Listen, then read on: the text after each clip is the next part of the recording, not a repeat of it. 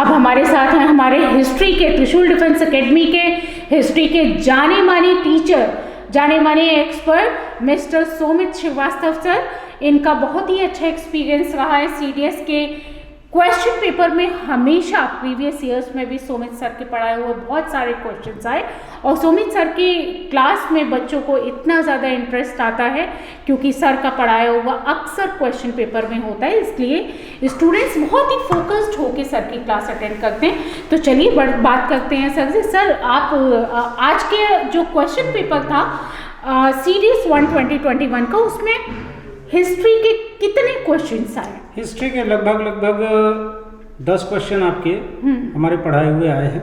अच्छा जी सर, कौन सा सेक्शन सबसे ज्यादा कवर किया हिस्ट्री में? सबसे ज्यादा कवर किया है एंशिएंट हिस्ट्री से। एंशिएंट हिस्ट्री से मैक्सिमम क्वेश्चंस आए। ओके सर, लेवल क्या था हिस्ट्री का? जो क्वेश्चंस थे उनका क्या लेवल था? उनका लेवल मैडम बहुत डिफिकल्ट था या बहुत ज्यादा डिफिकल्ट तो नहीं कहेंगे, क्योंकि देखिए डिफिकल्ट क्या है, जिसको हम पढ़ लेते हैं, जिसको हम समझ लेते हैं वो हमारे लिए इजी होता है, और जो हमें समझ में नहीं आता वही हमारे लिए डिफ़िकल्ट होता है। तो ऑब्वियसली मैंने सब पढ़ाया है, तो मेरे हिसाब से तो पेपर बहुत ज़्यादा टफ लेवल का नहीं था, क्योंकि ये जो लेवल है बहुत ज़्यादा अपग्रेडेड नहीं है, ये मीडियम लेवल का पेपर है। ओके। और क्वेश्चन रिपीट हो रहे हैं। क्वेश्चंस रिपीट हो रहे हैं। अच्छा, तो पहले के पढ़ाए हुए, पहले के प्रीवियस ईयर्स के लगभग कितने क्वेश्चंस इस बार? लगभग 4 से 6 क्वेश्चंस। 4 से 6 क्वेश्चंस हिस्ट्री के रिपीट हुए हैं। ओके सर, क्या हर बार से कुछ डिफरेंट क्वेश्चन पेपर कुछ डिफरेंस हैं? कुछ नए क्या डिफरेंस है सर? कुछ नए क्वेश्चंस डाले गए हैं, जैसे मेडिवल हिस्ट्री में क्वेश्चंस की जो क्राइटेरिया है वो बढ़ाई गई है। पहले मेडिवल हिस्ट्री कम पूछा जाता था, अब मेडिवल हिस्ट्री के क्वेश्चंस का जो स्टेटस है वो अपग्रेड हुआ है। ओके जी, चलिए thank you very much sir हमें ये सारी चीज़ें एक्सप्लेन करने के लिए। अब हम फिर अपने न्यू एक्सपर्ट न्यू वीडियो के साथ सामने आएंगे, जिसमें अब हम ज्योग्राफी की बात करेंगे, जिसमें ज्योग्राफी के एक्सपर्ट हमारे साथ होंगे। थैंक यू, जय Hind. Hello students, welcome to Trishul defence academy. जैसा कि आपको पता है कि आज सीडीएस का पेपर था और आंसर की के संबंध में हम आपसे डिस्कशन कर रहे हैं। हम हिस्ट्री के क्वेश्चंस पर आपसे इस वीडियो में डिस्कशन करेंगे। हिस्ट्री के 10 क्वेश्चंस पर डिस्कशन किए जाएंगे, जो कि अपने आप में एक इम्पॉर्टेंट डिस्कशन होगा।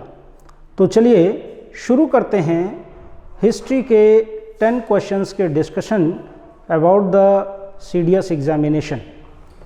पहले देखिए, पहला क्वेश्चन है इसमें, which one of the following scholars of Akbar's court translated Bhaskaracharya's Lilavati into Persian, यानी कि भास्कराचार्य के ग्रंथ लीलावती का फारसी में अनुवाद किसने किया? इसमें 4 ऑप्शंस दिए गए हैं। पहला ऑप्शन है अबुल फजल, सेकेंड ऑप्शन है फैज़ी, थर्ड ऑप्शन है फ़तेहुल्लाह शिराजी और फोर्थ ऑप्शन है Ataullah Rashidi. The right option is Faizi. Faizi ने भास्कराचार्य की लीलावती का फारसी में अनुवाद किया था। बात करते हैं सेकेंड क्वेश्चन की। सेकेंड क्वेश्चन है, which of the following statements about the सन्यासी एंड फकीर डिस्टर्बेंसेस और रिबेलियंस आर करेक्ट, यानी कि सन्यासी और फकीर विद्रोह के संबंध में निम्नलिखित में से कौन सा कथन सही है? गवर्नर जनरल, फर्स्ट है governor general Warren Hastings faced the persistent sannyasi and fakir disturbance in Bengal and Bihar. Second option है, there were a number of Soviet Naga sannyasi who formed into armed bands, and third है Majnu Shah who led bands into Bengal from 1881 was there prominent leader. इसमें कौन सा option सही है? Option number A 1 and 2 only, option number B 1, 2 and 3 only, option number C 2 and 3 only, and option number D 1 and 3 only.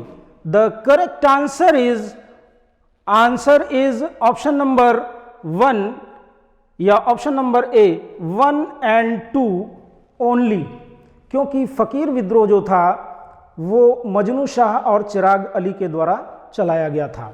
बात करते हैं third question की। Third question कहता है इन 1943 young leaders in which one of the following district of Maharashtra set up a parallel government प्रति सरकार, यानी कि पैरेलल जो गवर्नमेंट थी, जो प्रति सरकार थी, वो विद वॉलेंटियर कॉर्प्स, सेवा दल्स एंड विलेज नीड्स टर्फन दल्स, यानी कि 1943 में महाराष्ट्र के किस जिले में समानांतर सरकार बनाई गई थी? ऑप्शन है Pune, number A, number B option Nashik, number C option Nagpur and number D option Satara. The correct answer is Satara, option number D is the right answer. बात करते हैं क्वेश्चन नंबर 4 की। Who founded the Central Hindu School at Banaras, which was later developed into Banaras Hindu University? Banaras में central Hindu school की स्थापना किसने की, जो कि आगे चलकर बनारस हिंदू यूनिवर्सिटी में परिवर्तित हो गया? ऑप्शन है Madan Mohan Malaviya, option number A Madan Mohan Malaviya, option number B Annie Besant, option number C Ishwar Chandra Vidyasagar and option number D is madam HP Blavatsky. The correct option is Annie Besant. Annie Besant ने बनारस में हिंदू कॉलेज की स्थापना की, जो आगे चलकर मदन मोहन मालवीय के सहयोग से बनारस हिंदू यूनिवर्सिटी में परिवर्तित हो गया। बात करते हैं क्वेश्चन नंबर 5 की। क्वेश्चन नंबर 5 कहता है who among the following was popularly known as Lokhitwadi, यानी कि इनमें से कौन लोकहितवादी के नाम से विख्यात था? ऑप्शन है option number A Gopal Hari Deshmukh, option number B Mahadev Govind Ranade, option number C Gopal Krishna Gokhale और option number D is Jyotiba Phule. The right answer is Gopal Hari Deshmukh. Gopal Hari Deshmukh was a famous leader of modern Indian history. इन्हें आपके लोकहितवादी के नाम से भी जाना जाता था। अब आते हैं छठे क्वेश्चन पर। Who among the following socialist activities persuaded Gandhi ji not to restrict the salt march protest to men alone, यानी कि वह कौन समाजवादी एक्टिविस्ट था जिसने गांधी जी को यह सलाह दी कि केवल आदमियों को ही साल्ट मार्च यानी नमक सत्याग्रह में भाग लेने की अनुमति न दी जाए, अर्थात साल्ट मार्च में महिलाओं के सम्मिलित होने पर किसने गांधी जी से निवेदन किया था? ऑप्शन है Kamala Devi Chattopadhyay, option number B है Sarojini Naidu, option number C है Matangini Hazra and option number D है मिठूबेन पेताती। तो the right answer is Kamala Devi Chattopadhyay. Kamala Devi Chattopadhyay वह भारतीय स्वतंत्रता आंदोलन की एक ऐसी समाज सेवी थी जिसने भारत में नमक आंदोलन के दौरान स्त्रियों के नमक आंदोलन में भाग लेने के लिए गांधी जी से निवेदन किया था। बात करते हैं क्वेश्चन नंबर 7 की। क्वेश्चन नंबर 7,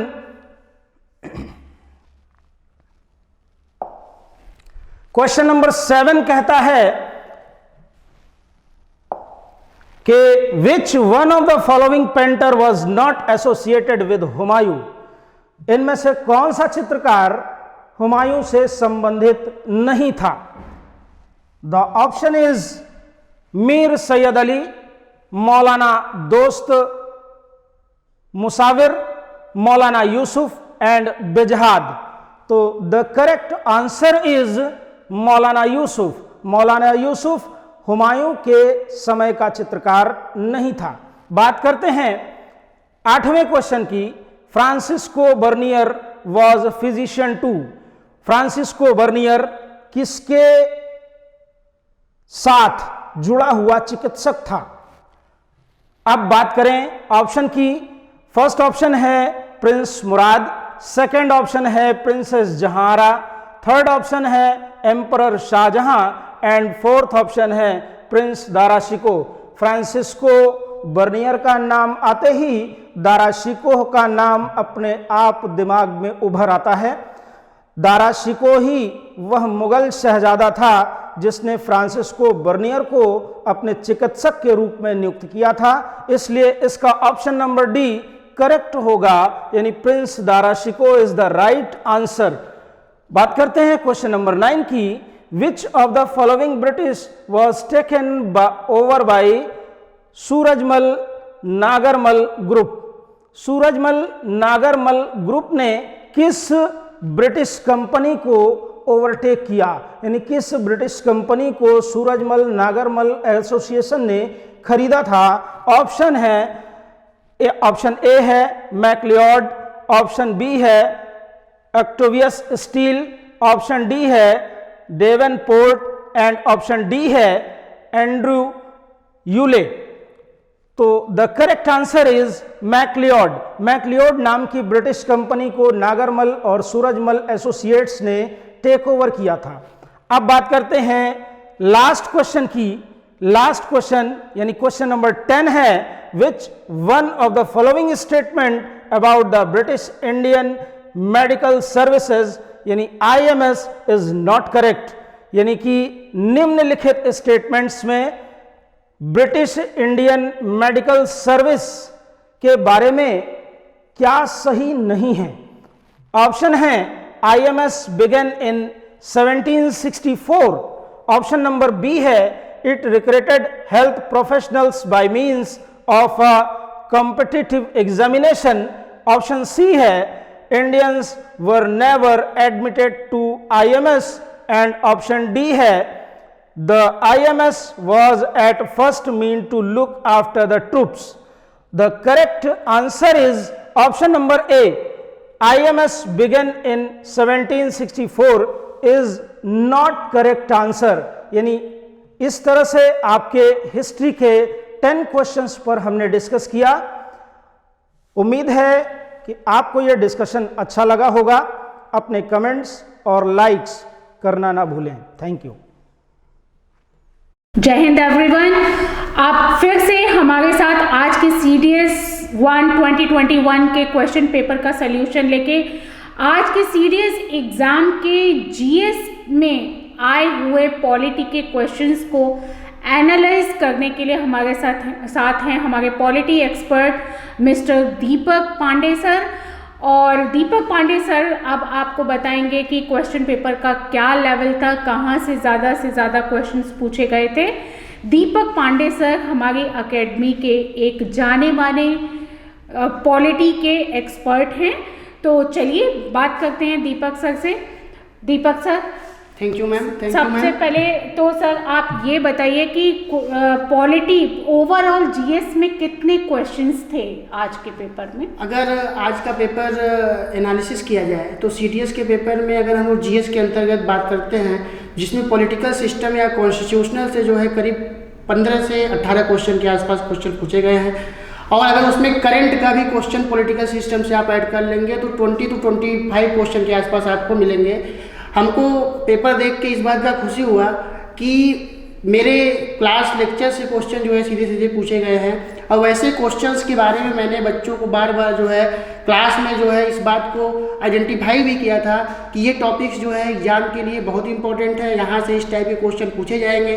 तो जिसके अंतर्गत हम लोगों ने देखा कि पार्लियामेंट से क्वेश्चन पूछा गया है, पार्लियामेंट में जो है वाइस प्रेसिडेंट से क्वेश्चन पूछा गया है, उसके बाद जो है उसमें अविश्वास प्रस्ताव से क्वेश्चन पूछे गए हैं, फिर उसके बाद उसमें क्वेश्चन पूछा गया है, पार्ट 1 में ही क्वेश्चन पूछा गया है कि आर्टिकल 3 के अंतर्गत जब किसी स्टेट के नेम में चेंज किया जाता है, उसके बाउंड्री लाइन में चेंज किया जाता है, या किसी 2 स्टेट को मिलाकर एक स्टेट बना दिया जाए, या किसी एक स्टेट को जो है डिवाइड करके 2 स्टेट में चेंजेस किया जाए, तो इसके लिए जो है क्या प्रोविजन किया गया है, या इसमें किस प्रकार का अमेंडमेंट किया जाता है, क्या इसके अंतर्गत अमेंडमेंट 368 के अंतर्गत किया जाता है। तो ये सारी चीज़ों के बारे में हमने क्लास में डिस्कस किया गया है कि इसके अंतर्गत आर्टिकल 4 में यह बात बताई गई है कि आर्टिकल 2 और आर्टिकल 3 के अंतर्गत जो है जो भी अमेंडमेंट किए जाएंगे वह आर्टिकल 368 के अंतर्गत अमेंडमेंट नहीं माने जाएंगे। कुल मिला के पेपर देख के इस बात का खुशी हुआ कि अगर बच्चे जो है क्लास नोट्स को बार बार रिवीजन किए होंगे, प्रीवियस ईयर के क्वेश्चन प्रैक्टिस किए होंगे, तो उससे बाहर क्वेश्चन नहीं आए हैं। तो थैंक यू। आज हम लोग जो है क्वेश्चन एनालिसिस कर रहे थे पॉलिटी के सेगमेंट के बारे में, और पॉलिटी के सेगमेंट में सभी क्वेश्चन जो है क्लास नोट से पूछे गए हैं, पढ़ाए हुए क्वेश्चन हैं, और वैसे क्वेश्चन के बारे में प्रेडिक्शन भी किया गया था। ओवरऑल जो क्वेश्चन का स्टैंडर्ड था, लेवल था, वो कैसा था मैम? बहुत ज़्यादा जैसे ये डिफिकल्ट था, या जैसे ये हवा बनाया गया है कि यूपीएससी एक ऐसी कॉन्स्टिट्यूशनल बॉडी है जो क्वेश्चन का स्तर जो है उसका टफ नहीं होता, लेकिन लॉजिकली होता है। अगर जो है सामान्य बच्चे में टॉपिक का जो है अच्छे तरीके से समझ है और उसने लॉजिक को डेवलप किया है हर टॉपिक्स पे, तो वह जो है यूपीएससी के क्वेश्चन को क्या कर सकता है, अटेंड कर सकता है। और कोई भी एग्जाम में आप क्वेश्चन सॉल्व करने जाइए, उससे पहले आपका मोटिव यही होना चाहिए कि आप उससे संबंधित अधिक से अधिक क्वेश्चन क्या करें, सॉल्व करके जाए, जिससे आपको वहाँ पे डाउट आपके जो है 0 हो जाए।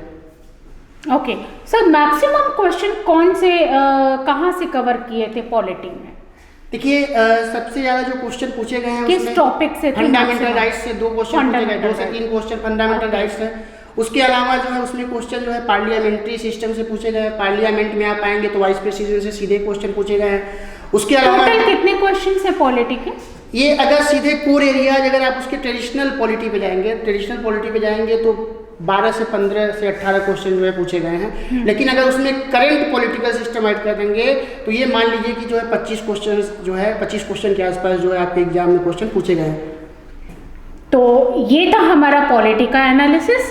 चलिए फिर अब हम फिर से आपके साथ रहेंगे, फिर से हम आपके साथ जुड़ेंगे नेक्स्ट सब्जेक्ट हिस्ट्री के एनालिसिस को लेकर। तब तक बने रहिए हमारे साथ। थैंक यू, जय हिंद। थैंक यू, जय हिंद। जय हिंद बच्चों, मैं दीपक पांडे आप सभी का त्रिशूल डिफेंस एकेडमी के ऑनलाइन चैनल पे स्वागत करता हूं। जैसे कि बच्चों आज जो है एग्जाम हुआ सीडीएस का कंबाइंड डिफेंस सर्विस, और कंबाइंड डिफेंस सर्विस के अंतर्गत जो है उसमें जो है बहुत सारे पार्ट से क्वेश्चन पूछे गए। तो हम जीएस के जो है पॉलिटी सेक्शन के बारे में डिस्कशन करेंगे, और हम लोग यह देखेंगे कि पॉलिटी सेगमेंट से क्वेश्चन किस टाइप के पूछे गए हैं, और पॉलिटी से क्वेश्चन सॉल्व करने के लिए हमको किस हद तक जो है तैयारी करना है कि उतने में जो है हम लोग पॉलिटी का क्वेश्चन अगर जो है सीडीएस एग्जाम में पूछा जाए तो हम क्या कर लें, सॉल्व कर लें। और इसका जो है सबसे बड़ा एग्जांपल ये है, मैंने अपने क्लास में भी जो है क्लास लेक्चर में भी टॉपिक्स को डिस्कस किए थे, और इस टॉपिक के अंतर्गत मैंने जो है किस किस टाइप का क्वेश्चन बनने का पॉसिबिलिटी है वैसे क्वेश्चन को भी हमने क्या किया था, डिस्कशन किया था।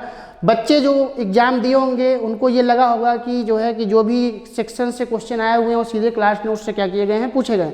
तो आइए अब हम लोग देखते हैं पॉलिटी का क्वेश्चन डिस्कस करेंगे। पॉलिटी सेगमेंट से करीब जो है अगर आप उसके ट्रेडिशनल पार्ट पे जाएंगे तो जो ट्रेडिशनल पार्ट है उसका जो पारंपरिक हिस्सा है, उस पारंपरिक हिस्से से अगर इंडियन कॉन्स्टिट्यूशन पे आएंगे तो आपको 15 से 18 क्वेश्चन मिलेंगे। लेकिन अगर आप उसमें करंट कॉन्स्टिट्यूशन को, अगर करंट पॉलिटिकल सिस्टम को ऐड कर देंगे तो यह जो क्वेश्चन का हिस्सा है पॉलिटी का वह 20 से 25-26 क्वेश्चन तक क्या हो जाएगा, बढ़ जाएगा। तो आइए हम लोग जो है आपके सामने जो है 10 क्वेश्चन लेके प्रस्तुत हुए हैं, और ऐसे 10 क्वेश्चन को डिस्कस करेंगे जो आपके एग्जाम में क्या हुए हैं, आए हुए हैं। और इसके अलावा सभी क्वेश्चंस जो है हमारे त्रिशूल डिफेंस एकेडमी के टीम द्वारा जो है उसका आंसर तैयार कर लिया गया है और उसका आंसर जो है और डिस्कशन जो है हमारे वेबसाइट पे जो है अवेलेबल है, ब्लॉग पे अवेलेबल है, आप वहाँ जाके जो है इसको चेक कर सकते हैं। तो आइए हम लोग जो है पॉलिटी के सेगमेंट जो है इंडियन कॉन्स्टिट्यूशन के सेगमेंट के बारे में बात करते हैं जो कंबाइंड डिफेंस सर्विसेज में क्वेश्चन पूछे गए हैं। और आइए उसके बारे में हम लोग ये भी देखेंगे कि उसके अंतर्गत कौन कौन से ऐसे लॉजिक्स हैं, किस लॉजिक्स का यूज किया जाए कि लॉजिक के माध्यम से जो है क्वेश्चन को जो है मैक्सिमम जो है करेक्ट किया जाए। तो आइए जो है फर्स्ट क्वेश्चन पे आते हैं। तो फर्स्ट क्वेश्चन कह रहा है which of the following statements with regard to the creation of a new state. ये कह रहा है कि creation of a new state और alteration of boundaries of states is और करेक्ट। ये कह रहा है कि बाउंड्री लाइन, किसी भी राज्य के बाउंड्री लाइन को छोटा करने के लिए या बढ़ाने के लिए या नए स्टेट की, न्यू स्टेट के जो है क्रिएशन के लिए बात कर रहा है कि उससे संबंधित जो है कौन से स्टेटमेंट करेक्ट हैं और कौन से स्टेटमेंट करेक्ट नहीं है। मैंने क्लास लेक्चर में जो है इसको डिस्कस किया था और टॉपिक था पार्ट 1। पार्ट 1 के अंतर्गत हम लोगों ने यूनियन एंड इट्स टेरिटरीज के बारे में या संघ एवं राज्य क्षेत्र के बारे में बात किया था। और संघ एवं राज्य क्षेत्र के अंतर्गत अगर पार्ट 1 में आप आएंगे तो पार्ट 1 के अंतर्गत हम लोगों ने देखा था आर्टिकल 1 से लेकर आर्टिकल 4 तक, और आर्टिकल 1 से आर्टिकल 4 के अंतर्गत हम लोगों ने आर्टिकल 3 के बारे में बात किया था। और आर्टिकल 3 में यह बताया गया है कि किस तरीके से जो है किसी स्टेट के नेम में कैसे चेंजिंग किया जाए, किस तरीके से किसी दो स्टेट को मिलाकर एक स्टेट बना दिया जाए, किस तरीके से एक स्टेट को जो है दो स्टेट में परिवर्तित कर दिया जाए। ये सारी बातें जो हैं आर्टिकल 3 के अंतर्गत बताई गई हैं, पार्ट 1 के आर्टिकल 3 के अंतर्गत बताई गई है। और पार्ट 1 जो है आर्टिकल 1 से 4 तक उसका क्या है, एक्सपेंशन है, उसका विस्तार है। तो अगर जो है वहाँ पे आएंगे तो आर्टिकल 3 में ये सारी चीज़ें बताई गई हैं, alteration of boundaries of states and creation new state के बारे में वहाँ बताया गया है। और आर्टिकल 4 में यह भी बात बताया गया है कि 2 और 3 के अंतर्गत, 3 के अंतर्गत जो भी संशोधन किए जाएंगे, जो भी अमेंडमेंट किए जाएंगे, उस अमेंडमेंट को आर्टिकल 368 के अंतर्गत अमेंडमेंट नहीं माना जाएगा। तो देखिए इसमें पहला स्टेटमेंट क्या दिया है। पहला स्टेटमेंट दिया है कि an amendment has to be moved in the parliament under article 368।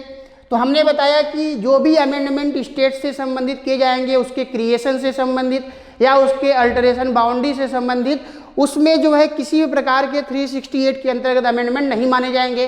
तो इस प्रकार जो है पहला स्टेटमेंट क्या हो जाएगा, गलत हो जाएगा। अगर पहला स्टेटमेंट रॉन्ग हुआ तो इसका मतलब क्या हुआ कि ऑप्शन पे आएंगे तो ऑप्शन नंबर ए बनाया है 1 and 3 ओनली। तो अगर एक रॉन्ग हो गया तो 1 and 3 ओनली होगा नहीं, तो इस प्रकार ऑप्शन ए नहीं होगा। तो ऑप्शन ए नहीं होगा। अब आते हैं जो है देखते हैं सेकंड जो है स्टेटमेंट क्या है। सेकंड स्टेटमेंट कर रहा है कि ratification by one half of the state is necessary after the amendment is made by the parliament.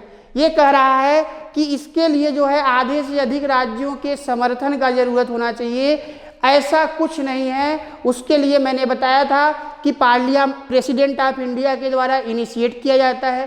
President of India central government के माध्यम से उस बिल को स्टेट गवर्नमेंट के पास भेजता है और स्टेट गवर्नमेंट के पास जो है अधिकार इतना है कि वह उस पर कुछ अपने विचार रख सकता है और वैसे उसके विचारों को जो है सेंट्रल गवर्नमेंट या पार्लियामेंट जो है उसको मानने के लिए बाध्य नहीं है। तो इस सेंस में यह भी स्टेटमेंट क्या होगा, गलत होगा। उसके नाम में चेंज करने के लिए आधे से अधिक राज्यों का समर्थन का जरूरत नहीं है।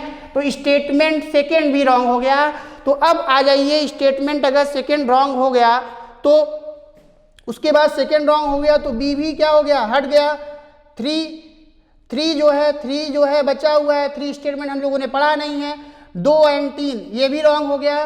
तो अगर आप आएंगे ऑप्शन नंबर 3 स्टेटमेंट नंबर 3 आएंगे तो स्टेटमेंट 3 पढ़ने का जरूरत नहीं है। अगर ए बी डी गलत हो गया, आपका रॉन्ग हो गया, तो ऑप्शन नंबर सी बचा। तो ऑप्शन नंबर सी ही क्या होगा, सही होगा। केवल ओनली 3 स्टेटमेंट इज क्या है, राइट है। उसमें क्या बताया गया है, the legislation can be passed by a simple majority of both houses of parliament. तो हमने ये बताया है कि जो है वैसे किसी भी स्टेट के नाम में चेंज करना है, किसी भी स्टेट के बाउंड्री को छोटा करना है या स्टेट के बाउंड्री को बड़ा करना है, वो सारी क्रियाएं जो है दोनों बोथ हाउसेज के जो है सिंपल मेजॉरिटी या साधारण बहुमत से क्या किया जाता है, पास किया जाता है। तो इस प्रकार क्वेश्चन नंबर 1 का ऑप्शन नंबर सी राइट होगा। तो क्वेश्चन नंबर 1 का ऑप्शन नंबर सी क्या होगा, सही होगा ऑप्शन। तो सी ऑप्शन क्या होगा, सही होगा। केवल 1 और 2 स्टेटमेंट रॉन्ग है, 3 क्या है, राइट है। तो इस आधार पे क्वेश्चन नंबर 1 का जो हम लोग बात कर रहे हैं पॉलिटी सेगमेंट में, उसका जो है कौन सा ऑप्शन सही होगा, ऑप्शन सी। आते हैं सेकेंड क्वेश्चन पे।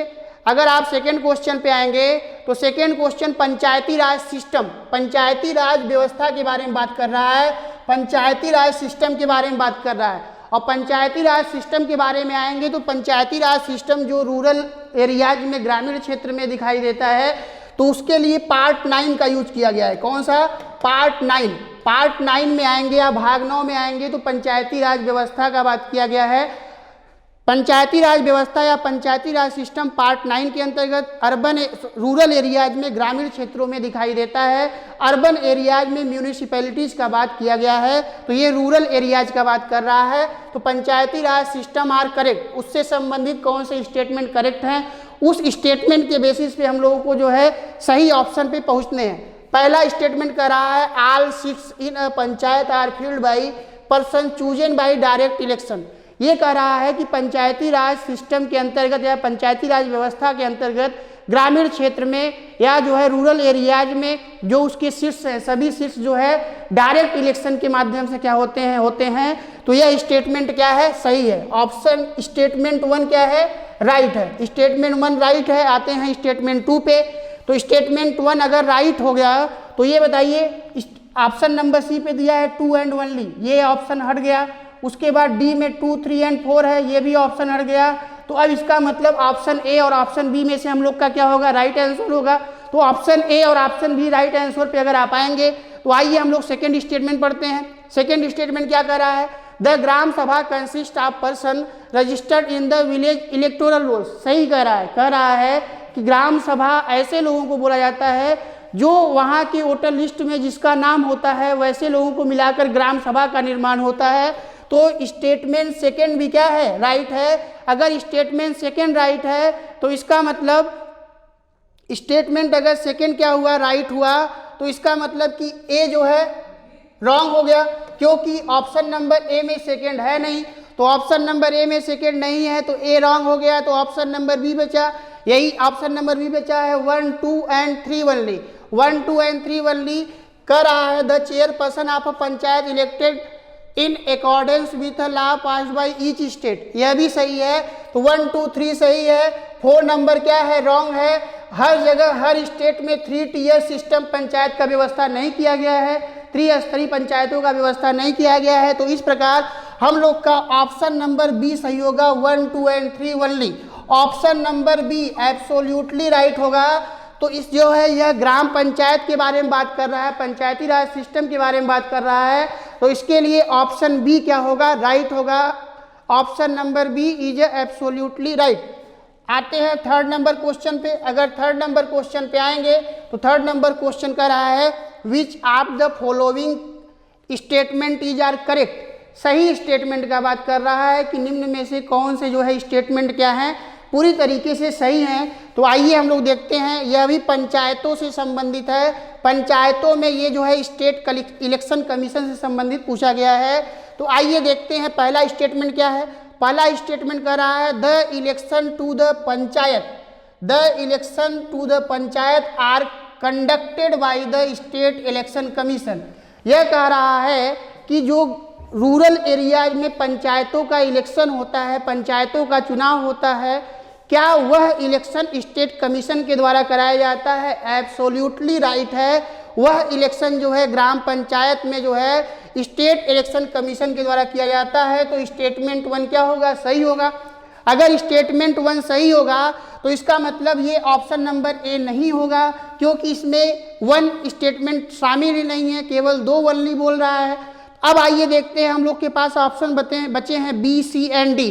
तो हम लोग का स्टेटमेंट 1 क्या है, सही है। अब आते हैं स्टेटमेंट 2 तो स्टेटमेंट 2 पे आएंगे तो the state election commission is appointed by the chief election commissioner of India. ये स्टेटमेंट रॉन्ग है।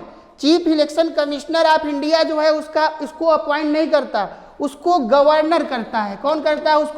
उसको गवर्नर किया जाता है, राज्यपाल के द्वारा अपॉइंट किया जाता है। तो इस प्रकार स्टेटमेंट 2 क्या होगा? रॉन्ग होगा। अगर स्टेटमेंट 2 रॉन्ग हो गया, अब आइए देखते हैं। तो स्टेटमेंट 2 रॉन्ग हो रहा है तो ये भी नहीं होगा 1 and 2 ओनली।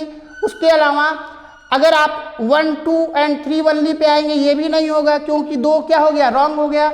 उसको अपॉइंट कौन कर रहा है? गवर्नर कर रहा है। तो मेरे पास ऑप्शन कौन सा बचा? D option, 1 and 3 only. 3 statement पढ़ने का जरूरत भी नहीं है, आप जो है सही ऑप्शन पे क्या कर गए? पहुंच गए। तो आइए पढ़ लेते हैं 3 option. The state legislature have the power to make law and on all matter relating to panchayat election. तो बेसिकली कहने का मतलब पंचायतों से संबंधित सभी प्रकार के रूल बनाने का, सभी प्रकार के कानून बनाने का राइट किसके पास है? तो किसके पास है? तो यह जो है स्टेट लेजिस्लेचर के पास है, राज्य सरकार के पास होता है, राज्य विधायिका के पास होता है। तो स्टेटमेंट 3 क्या होगा? सही होगा। तो 1 और 3 सही है, 2 गलत है। तो इस प्रकार जो है हम लोग का ऑप्शन नंबर डी क्या हो गया? सही हो गया। तो D option question number D का क्या हो गया? क्वेश्चन नंबर 3 का ऑप्शन नंबर डी सही हो गया।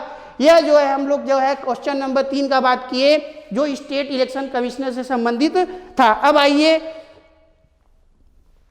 Question number 4। क्वेश्चन नंबर 4 में क्या बताया गया है? क्वेश्चन नंबर 4 कह रहा है which one of the following is not correct description of the union cabinet. तो यह जो है यूनियन कैबिनेट के बारे में पूछ रहा है, केंद्रीय मंत्रिमंडल के बारे में पूछ रहा है। तो अगर केंद्रीय मंत्रिमंडल के बारे में यह पूछ रहा है कि not a correct, which one of the following is a not a correct description of the union cabinet, तो इसमें से पूछ रहा है कि कौन सा जो है करेक्ट नहीं है, कौन सा करेक्ट नहीं है। यह जो है पूछ रहा है कैबिनेट के बारे में, यूनियन कैबिनेट के बारे में। यह कह रहा है it is a part of the parliament, कह रहा है कि क्या यूनियन कैबिनेट जो है केंद्रीय मंत्रिमंडल यह जो है पार्लियामेंट का भाग है। सेकेंड ऑप्शन पे आते हैं it is responsible to the parliament. सही है, कैबिनेट जो होता है वह जो है रिस्पॉन्सिबल होता है किसके प्रति? पार्लियामेंट के प्रति रिस्पॉन्सिबल होता है। It remains in power till it enjoy the confidence of the parliament. ये भी सही है, वह जो है क्या होता है, वह तब तक जो है पार्लियामेंट में बना होता है जब तक कॉन्फिडेंस होता है, पार्लियामेंट में विश्वास होता है। उसके अलावा a person from outside the parliament can never be appointed a member of the cabinet. तो यह कह रहा है कि क्या कैबिनेट में संसद के बाहरी लोगों को भी शामिल किया जा सकता है। तो यह जो है सही स्टेटमेंट है, लेकिन यह कह रहा है नॉट, यह जो है कैन नेवर भी लिख रहा है, कह रहा है कभी भी शामिल नहीं किया जा सकता। तो कैबिनेट के अंतर्गत जो है किसी को भी शामिल किया जा सकता है, सिर्फ कंडीशन यह है कि उसको 6 मंथ के अंदर, 6 महीने के अंदर जो है उसको संसद के जो है संसद का मेंबर बनना अनिवार्य है उसके लिए, या मेंबर ऑफ पार्लियामेंट बनना उसके लिए क्या है? कंपलसरी है। अगर मेंबर ऑफ पार्लियामेंट वह जो है 6 महीने के अंदर नहीं बनता तो जो है उसका जो कैबिनेट में जो उसको मेंबरशिप दी गई है वो क्या हो जाएगी? वह समाप्त हो जाएगी। तो यह जो है ऑप्शन नंबर डी क्या होगा? सही होगा। यह जो है नॉट करेक्ट, यह सही नहीं है। यह संसद का पार्ट इसलिए है ऑप्शन नंबर ए, क्योंकि जो कैबिनेट बनता है, काउंसिल ऑफ मिनिस्टर बनते हैं, वह जो है पार्लियामेंट के ही लोग होते हैं, पार्लियामेंट के मेंबर होते हैं। तो इस लॉजिक पे आएंगे तो ऑप्शन नंबर ए क्या होगा?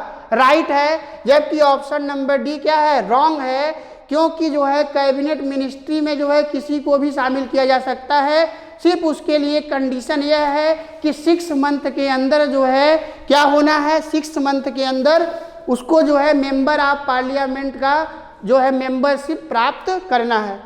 आते हैं नेक्स्ट क्वेश्चन पे, क्वेश्चन नंबर 5। तो क्वेश्चन नंबर 5 पे आएंगे तो कह रहा है which one of the following statement about the composition the parliament is not correct. तो ये सबसे जो है जो बात क्या कर रहा है, यह कह रहा है कि पार्लियामेंट से संबंधित, उसके स्ट्रक्चर से संबंधित जो है कंपोजिशन से संबंधित कौन सा स्टेटमेंट करेक्ट नहीं है, कौन सा स्टेटमेंट जो है सही नहीं है। तो आइए स्टेटमेंट कौन सा करेक्ट नहीं है उसको समझते हैं। पहला कर रहा है कि representative of the states in Rajya Sabha are elected directly by the people, तो elected directly by the people. दूसरा कह रहा है बी ऑप्शन, बी ऑप्शन में कह रहा है कि representative from union territory in Lok Sabha are chosen by direct election. तो यह क्या है ऑप्शन। तो हम लोग जो है क्वेश्चन नंबर 5 के बारे में बात कर रहे हैं। विच one of the following statement about the composition of the parliament is not correct. तो यह कंपोजिशन ऑफ पार्लियामेंट से संबंधित कौन सा स्टेटमेंट करेक्ट नहीं है, रॉन्ग स्टेटमेंट के बारे में पूछ रहा है। तो यह पहला ऑप्शन है, a representative of the states in Rajya Sabha are elected directly by the people. तो जो है जो राज्यसभा के जो मेंबर होते हैं, रिप्रेजेंटेशन होते हैं, उनका जो है वो डायरेक्ट नहीं चुन के आते हैं, वह इनडायरेक्ट आते हैं। वो कैसे आते हैं, वह इनडायरेक्ट आते हैं, डायरेक्टली नहीं होते। तो यह स्टेटमेंट क्या है, यह स्टेटमेंट पूरी तरीके से गलत है। तो यही हम लोग का क्या होगा, सही आंसर हो जाएगा। तो क्वेश्चन नंबर 5 का ऑप्शन नंबर ए क्या होगा, सही होगा। अगर आप बी ऑप्शन पे आएंगे तो representative from union territories in Lok Sabha are chosen by direct election. तो केंद्र शासित प्रदेश या यूनियन टेरिटरी से जो मेंबर चुन के आते हैं वो डायरेक्ट इलेक्शन के माध्यम से आते हैं। तो ये स्टेटमेंट क्या है, सही है, लेकिन नॉट करेक्ट स्टेटमेंट पूछ रहा है। तो यह जो डायरेक्टली नहीं होते, यह इनडायरेक्टली चुने जाते हैं। तो इस प्रकार 5 का ऑप्शन नंबर ए क्या होगा, सही होगा। ए नंबर जो है सही है, 5 का ए नंबर ऑप्शन सही है। नेक्स्ट चलते हैं। उसी 5 में अगर आप आएंगे तो 2 ऑप्शन ये भी दिए हैं। एक ऑप्शन यह दिया है, Rajya Sabha has nominated member 12 member. तो 12 मेंबर्स का जो है नॉमिनेशन होता है राज्यसभा में, जो literature, science, art and social work के सेक्टर में क्या होते हैं, वो स्पेशलिस्ट होते हैं। ऐसे 12 मेंबर का प्रेसिडेंट ऑफ इंडिया के द्वारा नॉमिनेशन किया जाता है राज्यसभा में। ये भी स्टेटमेंट सही है। लोकसभा है सीट रिजर्व्ड फ्रॉम एससीज एंड एसटीज। तो जो है लोकसभा में एससी और एसटी के लिए जो है सीट का रिजर्वेशन किया गया है। तो यह भी स्टेटमेंट सही है। तो इस प्रकार क्वेश्चन नंबर 5 का ऑप्शन नंबर ए क्या है, एन ए जो है गलत है, वही ऑप्शन सही होगा। यह जो है रॉन्ग स्टेटमेंट के बारे में बात कर रहा है, नॉट करेक्ट स्टेटमेंट के बारे में बात कर रहा है। तो जो राज्यसभा के जो मेंबर होते हैं, जो रिप्रेजेंटेटर होते हैं, वह डायरेक्ट जनता के द्वारा चुन के नहीं आते, बल्कि जनता के जो है रिप्रेजेंटेटर के द्वारा चुन के आते हैं। तो जो है क्वेश्चन नंबर 5 का ऑप्शन नंबर ए सही हो जाएगा। अब आते हैं क्वेश्चन नंबर 6। क्वेश्चन नंबर अगर 6 पे आप आएंगे तो क्वेश्चन नंबर 6 कह रहा है कि which among the following fundamental right is are available to non citizen. देखिए, अगर आप सिटीजन पे आएंगे तो सिटीजन, अगर आप सिटीजन पे आएंगे तो सिटीजन जो है, एक सिटीजन होता है जिसको हम लोग इंडियन सिटीजन बोलते हैं, दूसरा होता है नॉन सिटीजन। अगर नॉन सिटीजन, एक सिटीजन और दूसरा नॉन सिटीजन, तो सिटीजन के लिए जो है कुछ स्पेशल फंडामेंटल राइट्स अवेलेबल कराए गए हैं, और नॉन सिटीजन के लिए जो बचेंगे वो क्या होंगे, अवेलेबल होंगे। तो अगर सिटीजन के लिए आएंगे तो आर्टिकल 15, 16, 19, 29 और 30, तो 15, 16, 19, 29 और 30 जो आर्टिकल है वो केवल और केवल जो है किसके लिए हैं, सिटीजन के लिए, इंडियन सिटीजन या सिटीजन ऑफ इंडिया या भारत के नागरिकों के लिए हैं। 15, 16, 19, 29, 30। तो इस प्रकार जो है अगर आप आएंगे, इसके आधार पे अगर आप जो है देखेंगे, यह नॉन सिटीजन का बात कर रहा है। तो नॉन सिटीजन में अगर आप आएंगे तो पहला स्टेटमेंट कर रहा है फ्रीडम ऑफ स्पीच। तो फ्रीडम ऑफ स्पीच जो है आर्टिकल 19 में दिया गया है। आर्टिकल 19 या अनुच्छेद 19 में आएंगे तो फ्रीडम ऑफ स्पीच का बात किया गया है। उसके बाद अगर प्रोटेक्शन अगेंस्ट सेल्फ इंक्रिमिनेशन, अगर प्रोटेक्शन अगेंस्ट सेल्फ इंक्रिमिनेशन पे आएंगे, या यह कह रहा है कि अपने ही विरुद्ध गवाही देने का अधिकार, तो इसके बारे में अगर आप आएंगे तो इसके लिए आर्टिकल 20 में बात किया गया है। फिर अगर आएंगे फ्रीडम ऑफ कॉन्शियंस, तो फ्रीडम ऑफ कॉन्शियंस या जो है आंतरिक रूप से धार्मिक स्वतंत्रता का अधिकार पे अगर आएंगे तो वह आर्टिकल 25 में बताया गया है। और non discriminated in matters of employment, यह आर्टिकल 16 में बताया गया है। तो मैंने बताया कि 15, 16, 19, 29, 30 जो है सिटीजन के लिए हैं, बाकी जो बचेंगे वो जो है किसके लिए होंगे, वो नॉन सिटीजन और सिटीजन दोनों के लिए हैं। तो ये बताइए 19 होगा नहीं, 16 होगा नहीं, 25 और 20 होंगे। तो इस प्रकार 2 और 3 ऑप्शन क्या होंगे, तो इस प्रकार फ्रीडम ऑफ कॉन्शियंस और प्रोटेक्शन अगेंस्ट सेल्फ इंक्रिमिनेशन यह नॉन सिटीजन के लिए अवेलेबल है। तो इस प्रकार जो है क्वेश्चन नंबर 6 का ऑप्शन नंबर सी सही होगा। ऑप्शन नंबर सी क्या होगा, सही होगा। फिर आते हैं क्वेश्चन नंबर 7।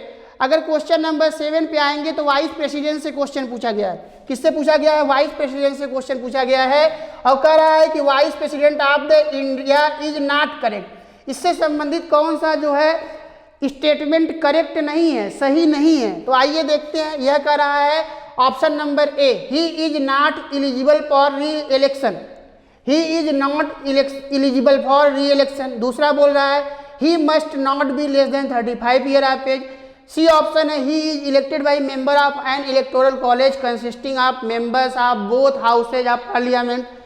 डी ऑप्शन कह रहा है his term of office is 5 years, तो 5 वर्ष उसका टर्म होता है, ये भी सही है। उसके जो कॉलेजियम सिस्टम में जो इलेक्टोरल कॉलेजियम सिस्टम होता है उसमें जो है लोकसभा और राज्यसभा दोनों के मेंबर क्या होते हैं, शामिल होते हैं। उसके अलावा उनकी उम्र 35 ईयर से कम नहीं होनी चाहिए और वह जो है री इलेक्शन के लिए एलिजिबल होते हैं। यह कह रहा है नॉट एलिजिबल, तो नॉट एलिजिबल मतलब ये नॉट करेक्ट है। तो इस प्रकार ऑप्शन नंबर ए क्या होगा, सही होगा। ऑप्शन नंबर ए जो है सही होगा। फिर आइए जो है next question number 8, a motion of non confidence is moved again. तो नो कॉन्फिडेंस मोशन या अविश्वास प्रस्ताव, नो कॉन्फिडेंस मोशन या अविश्वास प्रस्ताव वह जो है गवर्नमेंट के अगेंस्ट में अपोजिशन लाता है। कौन लाता है, गवर्नमेंट के अगेंस्ट में अपोजिशन लाता है नो कॉन्फिडेंस मोशन या अविश्वास प्रस्ताव। और अगर पार्लियामेंट में नो कॉन्फिडेंस मोशन या जो है अविश्वास प्रस्ताव पास करा लिया गया तो गवर्नमेंट जो होगी करंट में वो पूरी तरीके से क्या हो जाएगी, खत्म हो जाएगी या गवर्नमेंट जो है गिर जाएगा, फिर से इलेक्शन होगा। अगर नो कॉन्फिडेंट मोशन पास हो जाएगा तब, तो नो कॉन्फिडेंस मोशन के अगेंस्ट में गवर्नमेंट के द्वारा क्या लाया जाता है, गवर्नमेंट के द्वारा लाया जाता है कॉन्फिडेंस मोशन, विश्वास मत। विश्वास मत का मतलब यह है कि वह पूरी तरीके से मेजॉरिटी में है, सरकार जो है पूरी तरीके से फुल मेजॉरिटी में है, उसके जो है अस्तित्व पे जो है किसी भी प्रकार का खतरा नहीं है। तो इस प्रकार अगर आएंगे no confidence is moved against किसके खिलाफ लाया जाता है, एंड इंडिविजुअल मिनिस्टर के खिलाफ भी जो है लाया जा सकता है, गवर्नमेंट के अगेंस्ट में लाया जा सकता है। The council of minister, the prime minister, a political party. तो इसमें जो है अगर आप आएंगे लॉजिकली देखेंगे जो सबसे करेक्ट आंसर होगा वह होगा the council of minister.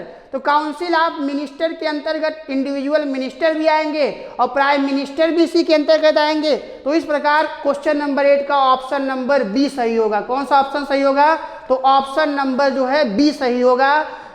No confidence motion government के अगेंस्ट में लाया जाता है, गवर्नमेंट के अंतर्गत जो है काउंसिल ऑफ मिनिस्टर शामिल होते हैं। तो इसका जो बेस्ट जो आंसर है द काउंसिल ऑफ मिनिस्टर्स, और काउंसिल ऑफ मिनिस्टर में जो है मिनिस्टर भी शामिल होते हैं और प्राइम मिनिस्टर भी शामिल होते हैं। क्वेश्चन नंबर 9, अगर क्वेश्चन नंबर 9 पे आएंगे तो ये कह रहा है which of the following statement regarding the casting vote. Casting vote या निर्णायक मत, इसे बोलते हैं कास्टिंग वोट या निर्णायक मत। तो अगर कास्टिंग वोट या निर्णायक मत पे आएंगे तो यह निर्णायक मत या कास्टिंग वोट कौन करता है, तो कास्टिंग वोट जो है लोकसभा स्पीकर के द्वारा किया जाता है। लोकसभा स्पीकर के द्वारा उस समय कास्टिंग वोट का यूज किया जाता है जब किसी भी बिल पर अपोजिशन और पोजीशन के द्वारा जो सत्ता पक्ष और विपक्ष के द्वारा जो वोटिंग होता है वह वोट लेवल हो जाए, इक्वल हो जाए, बराबर हो जाए, तो ऐसे समय कास्टिंग वोट का यूज किया जाता है। तो आइए देखते हैं क्या क्या इसमें ऑप्शन दिया गया है। ऑप्शन दिया गया है it is cast by the speaker और a person acting as such, सही है। स्टेटमेंट 1 सही है। अगर स्टेटमेंट 1 सही है तो इस प्रकार ऑप्शन नंबर सी हट गया और ऑप्शन नंबर डी हट गया। अब ऑप्शन नंबर ए और बी के बीच हम लोगों को क्या करना है, बात करना है। दूसरा कह रहा है it is cost in addition to voting in the first instance, यह भी स्टेटमेंट सही है। तो 1 2 सही हो गया, तो यह 3 भी हट गया, 3 हट गया। तो इस प्रकार तीसरा स्टेटमेंट चौथा पढ़ने का जरूरत ही नहीं है, तो तीसरा स्टेटमेंट भी क्या होगा, सही होगा। It is cost in the case of equality of votes, दोनों पक्षों का वोट इक्वल होने की कंडीशन पे जो है यह किया जाता है और सबसे अंतिम में किया जाता है। तो इस प्रकार ऑप्शन नंबर ए जो है क्या होगा, सही होगा। ए ऑप्शन जो है क्वेश्चन नंबर 9 का सही होगा। अब आते हैं, देखते हैं क्वेश्चन नंबर 10। क्वेश्चन नंबर 10 में आएंगे तो 10 नंबर कह रहा है equality before the law or equal protection of the law within the territory of India it guaranteed under which one of the following article of the constitution of India. ये कह रहा है कि equality before law या equal protection of law कौन से article के अंतर्गत है, तो यह जो है राइट टू इक्वलिटी, समानता के अधिकार के अंतर्गत है। और राइट टू इक्वलिटी के बारे में अगर आप आएंगे, राइट टू इक्वलिटी के बारे में अगर आएंगे तो राइट टू इक्वलिटी जो है वह आर्टिकल 14 से लेकर 14 से 18 तक बात किया गया है। और equality before law and equal protection of law का बात जो है आर्टिकल 14 में बात की गई है। तो इस प्रकार ऑप्शन नंबर ए क्या होगा, सही होगा। ऑप्शन नंबर ए क्या होगा, सही होगा, आर्टिकल 14। तो इस प्रकार हम लोगों ने जो है सीडीएस के एग्जाम में पॉलिटी सेगमेंट से जो पूछे गए क्वेश्चन थे उसके बारे में हम लोगों ने डिस्कशन किया।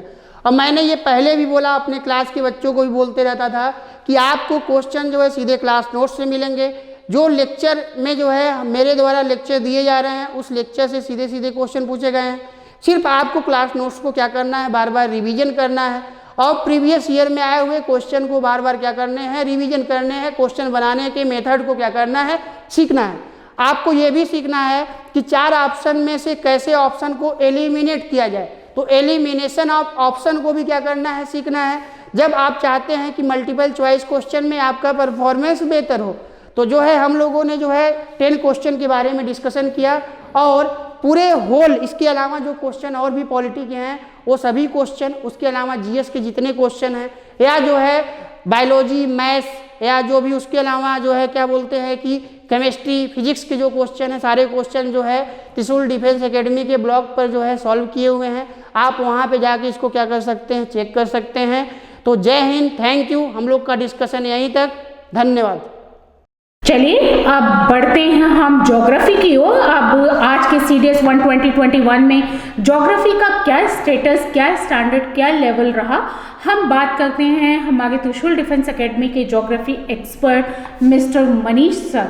मनीष सर हमको बताएंगे, हम सबको बताएंगे कि ज्योग्राफी में किस लेवल के क्वेश्चंस आज के क्वेश्चन पेपर में पूछे गए। मनीष सर प्लीज़ आप हमारे स्टूडेंट्स को बताइए कि ज्योग्राफी से टोटल कितने क्वेश्चंस थे आज जो सीडीएस का पेपर हुआ उसमें ज्योग्राफी से लगभग 20 क्वेश्चंस जो हैं वो ज्योग्राफी से हैं, जो कि जीएस जीके तीनों में मिला करके आ रहा है। तो ज्योग्राफी जो है वो फिजिकल ज्योग्राफी, इकोनॉमिक ज्योग्राफी और पॉलिटिकल ज्योग्राफी, इन तीनों से क्वेश्चंस बन रहे हैं जो कि पिछले जो ट्रेंड था उससे अलग हैं। और अच्छा, क्वेश्चन पेपर इस बार का कुछ डिफरेंट था प्रीवियस ईयर से? करंट से हमारे ज़्यादा क्वेश्चन हैं, अच्छे क्वेश्चन हैं और बहुत कॉमन सी चीज़ें हैं जो कि हम अगर न्यूज़ अगर रेगुलर देखें उसमें वो चीज़ें हाईलाइट रहती हैं। तो ये क्वेश्चंस अच्छे हैं, एनालिटिकल बिल्कुल भी नहीं है, कोई एनालिसिस नहीं है और सीधा टू द पॉइंट आंसर हैं। आप क्वेश्चन पढ़ें, आंसर करें, ज़्यादा दिमाग लगाने की आवश्यकता नहीं है, बस आपको करंट पे ध्यान देना है। ज्योग्राफी अच्छी पूछी गई है, देना मतलब कि करंट स्टेटस जो ज्योग्राफी का है वो ज़्यादा कवर किया है, ट्रेंडिंग है, जो अभी रिसेंटली हमारे न्यूज़ में हाईलाइटेड है, उन पे ज़्यादा अच्छे क्वेश्चन बनाए गए हैं और अच्छे क्वेश्चन है और टू द पॉइंट आंसर है। टू द पॉइंट आंसर से ठीक है। तो हमें अब हम सबको मनीष सर ने बताया कि ज्योग्राफी से कैसे क्वेश्चंस पूछे गए थे। सर क्वेश्चन का जो क्वेश्चन पेपर का लेवल था, डिफिकल्ट था क्या? नहीं, डिफिकल्ट बिल्कुल नहीं है, बहुत ईजी है। और अगर हम ये कहें कि ये आप नॉर्मल जो भी स्टडी है उसको करते हुए भी इसके आंसर कर सकते हैं। बहुत ज़्यादा उसमें एक नॉर्मल एंड रेगुलर स्टडी अगर आप कर रहे हैं तो भी आप इसको इजीली क्वालिफाई कर सकते हैं। इस क्वेश्चन पेपर को डिफिकल्ट बिल्कुल भी नहीं है, बहुत कॉमन से क्वेश्चन है। ऐसा नहीं लगा कभी इन क्वेश्चंस को देखते हुए कि इसमें कोई डिफिकल्टी लेवल है बहुत ज़्यादा। जो हमारे रेगुलर आप न्यूज़ सुनिए, जो भी आप ट्रेंड में है उसको देखते रहिए, बड़े आसान से सिंपल से क्वेश्चन के आंसर है। एग्जाम्पल अगर हम दें तो बहुत ही सिंपल सा क्वेश्चन पूछा कि एल्युमिनियम का ओर क्या है। एल्युमिनियम के ओर के लिए बहुत ज़्यादा ढूंढने, क्लास 8th स्टैंडर्ड में हम कहेंगे इसको, क्लास 7th 8th स्टैंडर्ड में आ गया है। तो ऐसे कॉमन से चीज़ें हैं जो कि आज के पेपर में थी और बहुत अच्छा हम कहेंगे। ज्योग्राफी का सेक्शन बहुत अच्छा है, जीएस जी के बहुत अच्छा आया है। ओवरऑल जो मुझे अभी तक जो मैं ऑब्जर्व कर रही हूँ, सारे एक्सपर्ट्स के साथ एनालाइज कर रही हूँ, उससे तो ये लग रहा है कि क्वेश्चन पेपर का मींस इंग्लिश का भी लेवल अच्छा था, बहुत डिफिकल्ट नहीं था, इजीली वो लेवल इजी है, हाँ, बहुत लेवल इजी है। यही बात हम अपने ज्योग्राफी के लिए भी कहेंगे, यही बात कि लेवल इजी है। और अगर 12th तक आपने ठीक से किया प्रिपरेशन, वही चीज़ है। और थोड़ा करंट में आप रहें, करंट में जो भी चीज़ हाईलाइटेड है, यही बातों को उठा करके रख दिया गया पेपर में। बहुत डिफिकल्ट नहीं है और एनालिटिकल बिल्कुल भी नहीं है, एकदम टू द पॉइंट आंसर है और बहुत ईजी लेवल पे गया हुआ है। Okay sir, thank you so much, thank you and जय Hind. Hello students, welcome to Trishul Defense Academy. Today we discussion about the CDS examination papers and our segment is related to geography. आज हम geography के 5 questions पर discussion करेंगे जो कि आपके आज के CDS के पेपर में पूछे गए। बात करते हैं क्वेश्चन नंबर 1 की। क्वेश्चन नंबर 1 कहता है identify the crops on the basis of the following characteristics. उस फसल की पहचान करिए जिसमें निम्नलिखित विशेषताएं पाई जाती हैं। Number 1, it is a kharif crop. यह एक खरीफ की फसल है। Option number B is aus, aman and boro are its 3 different growing periods in an agricultural year। यानी औस, अमन और ब्रो इसके 3 डिफरेंट पीरियड हैं एक एग्रीकल्चर ईयर में इसको ग्रो करने के लिए। And option C is about 1/4 of the total cropped area of India is under its cultivation. और इसके उत्पादन में पूरे भारत का लगभग 1/4 हिस्सा लगा हुआ है। आपके ऑप्शन हैं option number A wheat, option number B is rice, option number C is pulses and option number D is cotton. अब ये ऑप्शन देखने के बाद हम ऑब्वियसली डिस्कस कर सकते हैं कि the right answer is rice. Rice जो है यानी धान या चावल की फसल इसका सही आंसर होगा। सेकंड क्वेश्चन की बात करें, विच one of the following is the type of igneous rocks. यानी आग्नेय चट्टानों का प्रकार इनमें से कौन सी चट्टान होगी। ऑप्शन है मार्बल, ऑप्शन नंबर बी है हेलाइट, ऑप्शन नंबर सी है granite and option number D है shale. The right answer is granite. Granite एक ऐसी चट्टान है जो कि इग्निशियस रॉक के एग्जाम्पल के रूप में जानी जाती है। ये ग्रेनाइट जो है एक क्रिस्टलीय चट्टान होती है जो कि मैग्मा के बाहर निकलने के बाद लावे से मिलकर बनती है और इसके जो क्रिस्टल्स होते हैं वो बड़े नज़दीक आपस में जुड़े हुए होते हैं, इसलिए इसे एक कठोर चट्टान के रूप में भी जाना जाता है। अब बात करते हैं क्वेश्चन नंबर 3 की। क्वेश्चन नंबर 3 कहता है ozone layer which absorbs the ultraviolet radiation is found in which one of the following layers of the atmosphere. Ozone layer यानी कि ओजोन की परत जो कि सूर्य की पराबैंगनी किरणों को रोकने में और रेडिएशन को रोकने में सहायक होती है, वो निम्नलिखित में से किस लेयर में पाई जाती है या एटमॉस्फेयर के किस लेयर में पाई जाती है। ऑप्शन नंबर ए है आइनोस्फीयर, ऑप्शन नंबर बी है ट्रोपोस्फीयर, ऑप्शन नंबर सी है mesosphere and option number D है स्ट्रेटोस्फीयर। आपका आंसर है the correct answer is stratosphere. Stratosphere यानी कि समतापमंडल। समतापमंडल वायुमंडल का वह हिस्सा है जहां पर ओजोन की परत पाई जाती है। समतापमंडल या स्ट्रेटोस्फीयर वायुमंडल का वह भाग है जहां पर वायुमंडलीय घटनाएं लगभग न के बराबर होती हैं और इसका तापमान सदैव एक सा बना रहता है। बात करते हैं क्वेश्चन नंबर 4 की। क्वेश्चन नंबर 4 कहता है which one of the following statements about primary waves of earthquakes is not correct. यानी कि जो अर्थक्वेक के संबंध में चलने वाली प्राथमिक तरंगें होती हैं उनके बारे में क्या सही नहीं है।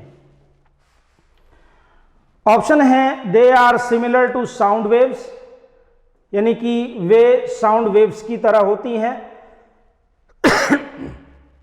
दे can travelled only through solid materials, वे केवल सॉलिड मटेरियल्स में ही चल सकती हैं। ऑप्शन नंबर सी है they travelled through gaseous liquid and solid materials, वे गैसियस लिक्विड और सॉलिड मटेरियल्स में चल सकती हैं। और ऑप्शन डी है they moves faster and are first to arrive at the surface, ये बहुत तेजी से चलती हैं और सबसे पहले सरफेस यानी कि पृथ्वी के धरातल तक पहुंचती हैं। इसमें से कौन सा ऑप्शन सही नहीं है? तो option number B is the correct answer, यानी कि they can travel only through solid materials, यानी कि जो प्राइमरी वेव्स हैं उनके बारे में यह तथ्य गलत है कि ये केवल सॉलिड मटेरियल से ही होकर गुजरती हैं, बल्कि प्राथमिक तरंगें ऐसी तरंगें हैं जो ठोस, तरल और गैसीय अवस्था में गैसीय माध्यम से लगभग बराबर से होकर गुजरती हैं। अब बात करते हैं क्वेश्चन नंबर 5 की।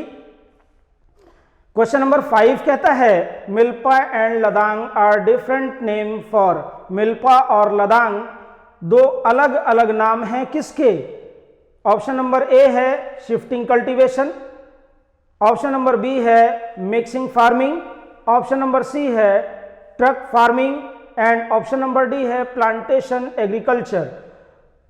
The right answer is shifting cultivation, यानी कि स्थानांतरित कृषि के दो अन्य नाम हैं मिल्पा एंड लदांग। स्थानांतरित कृषि भारत के पूर्वोत्तर के राज्यों में होने वाली एक प्रमुख कृषि पद्धति है जो कि बड़े बड़े जंगलों को नष्ट करके उन्हें साफ करके उन्हें खेत के लायक बना करके वहां पर की जाती है और कुछ दिन बाद जब उस जगह उत्पादन कम हो जाता है तो ज़्यादा उत्पादन लेने के लिए दूसरी जगह जंगलों को साफ करके वहां पर खेती की जाती है। इसे मिल्पा और लदांग के नाम से भी जाना जाता है। तो the correct answer is shifting cultivation. So students, इस तरह से हमने आज देखा कि हमारे ज्योग्राफी में अच्छे क्वेश्चंस पुटअप किए गए। आशा करते हैं कि आपको ये वीडियो अच्छा लगा होगा और आपके डिस्कशन में काफ़ी अहम रोल प्ले करेगा। Thank you. जय हिंद everyone, this is Ekta guide from Trishul defence academy. Trishul defence academy के ऑफिशियल यूट्यूब चैनल में आपका बहुत बहुत स्वागत है। जैसा कि हम सब जानते हैं कि आज CDS 1 2021 का एग्ज़ाम हो रहा है, जिसमें इंग्लिश और GS का एग्ज़ाम हो चुका है और अब मैथ्स का एग्ज़ाम अभी चल रहा है।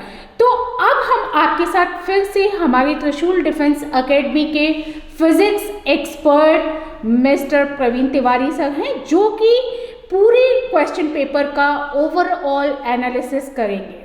तो चलिए, मेरे साथ प्रवीण सर हैं, जिनसे कि मैं कुछ क्वेश्चन पेपर को लेके कुछ मैं क्वेश्चंस पुटअप करूंगी।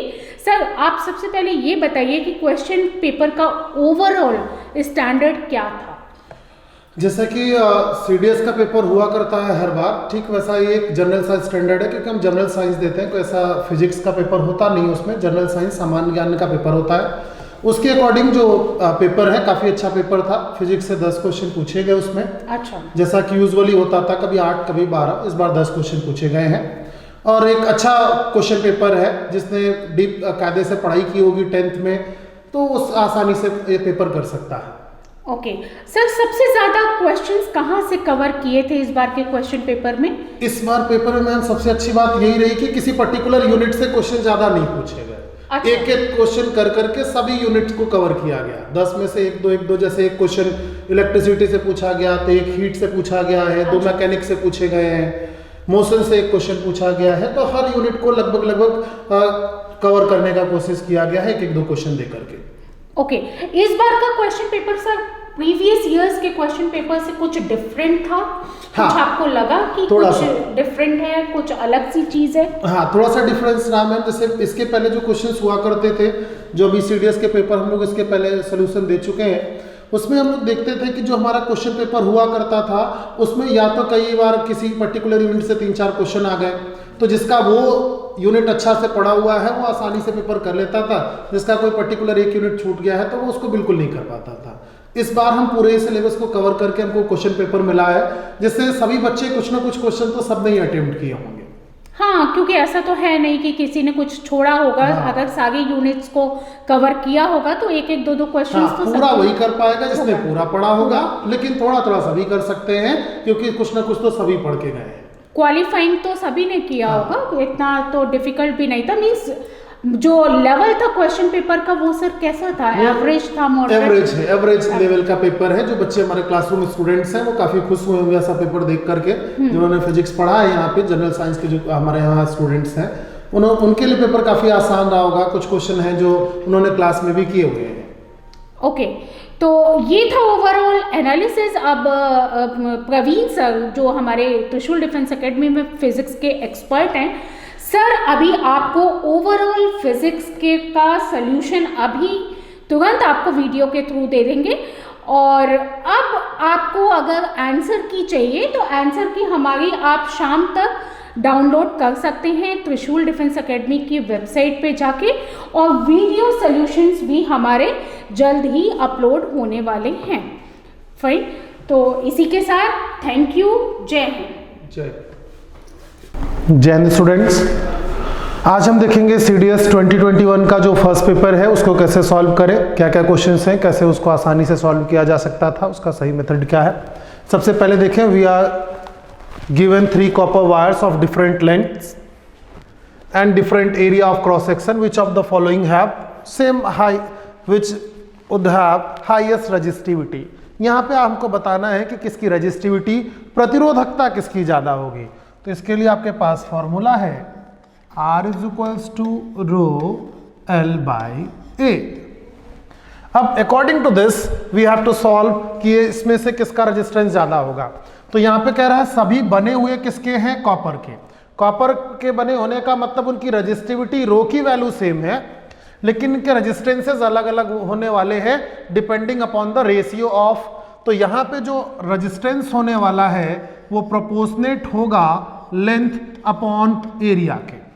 तो अब हम यहाँ पे देखें कि किसका लेंथ ज़्यादा है, लेंथ अपॉन एरिया किसका ज़्यादा मिलेगा। लेंथ अपॉन एरिया में जिसका ज़्यादा मिलेगा वो उसका रेजिस्टेंस ज़्यादा होगा।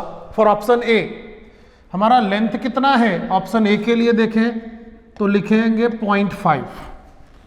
ऑप्शन ए के लिए लिखेंगे तो हम लिखेंगे 0.5। 0.5 डिवाइडेड बाय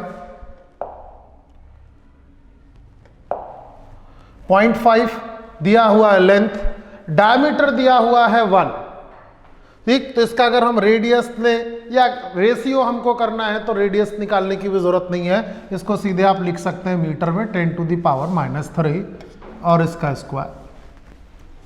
अब दूसरे का चाहिए हमको सेकंड वाले ऑप्शन के लिए, तो उसके लिए क्या लिखेंगे, 25 मीन्स 0.25 डिवाइडेड बाय इसका डायमीटर दिया हुआ है मीन्स 0.25 इंटू 10⁻³ का स्क्वायर। तो यहाँ से हमको जो वैल्यू मिलने वाली है ये मिलेगा किसका, 0.5 का स्क्वायर। तो पहले ऑप्शन में जो हमको वैल्यू मिल रहा है इसका वायर छोटा है और डायमीटर भी ज़्यादा है, तो ये तो हमको पहले ही पता है कि इसका रेजिस्टेंस कम होगा। कंपेयर हमको ए और बी के बीच में ही करना है। तो ए और बी के कंपैरिजन के बीच में अगर हम देखें तो ए और बी के बीच का कंपैरिजन हम लोग देख सकते हैं यहाँ से। 0.5, तो ये क्या मिल जाएगा, ए को अगर सॉल्व किया जाए तो आपको मिलेगा 1/0.5 into 10⁻⁻6 which is equivalent to 2 into 10⁻6 ohm. ये रेजिस्टेंस हुआ ऑप्शन ए के लिए। ऑप्शन बी के लिए देखें तो क्या मिलेगा हमको, 1/0.25 इंटू 10⁻³ का स्क्वायर, तो ये क्या हो जाएगा 10⁻⁻6। मीन्स हमको ये क्या मिल गया 4 इंटू 10⁻6 ओम। तो इन दोनों में से कौन सा ज़्यादा है, ये ज़्यादा है, तो हम यहाँ पे क्या बोलेंगे, option B is correct option. यहाँ पे सबसे ज़्यादा रेजिस्टेंस किसका होगा, ऑप्शन बी का। दूसरा क्वेश्चन देखें, question number 2, which of the following statement about the fission is correct. ठीक, इसे आपने पढ़ा है modern physics, nuclear fusion, nuclear fission, नाभिकीय विखंडन और नाभिकीय संलयन। यहाँ पे बात हो रही विखंडन की। Which of the following statement about the fission is correct. नाभिकीय विखंडन के लिए कौन सा इसमें स्टेटमेंट है जो सही है। तो पहले हमको 3 स्टेटमेंट दिए गए हैं, अकॉर्डिंग टू दैट हम चूज करेंगे कि कौन कौन सा स्टेटमेंट उसमें से ट्रू है। ठीक, देखें सबसे पहला कह रहा है it is related which is certain a new individual by means of cell division of unicellular organism। कह रहा सेल डिवीजन, तो सेल डिवीजन को हम फिजन नहीं बोलते, टूटना नहीं बोलते हैं। It is related with the transformation of heavier nuclei into smaller nuclei. तो ये थोड़ा सा सही लग रहा है क्योंकि जब भी हम यूरेनियम टूटता है और 2 छोटे छोटे न्यूक्लियसेस फॉर्म करता है।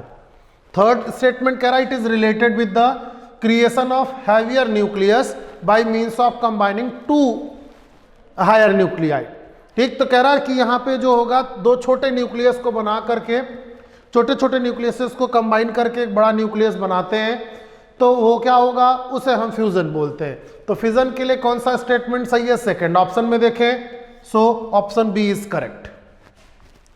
नेक्स्ट क्वेश्चन देखा जाए, जो तीसरा क्वेश्चन पूछा गया फिजिक्स का, which one of the following is an electric conductor. Plastic sheet, तो हम देखते हैं प्लास्टिक हम हर जगह यूज करते हैं, वायर के ऊपर भी हम प्लास्टिक की कोटिंग यूज करते हैं, तो वो तो कंडक्टर नहीं है। Distil water, human body, wooden seat.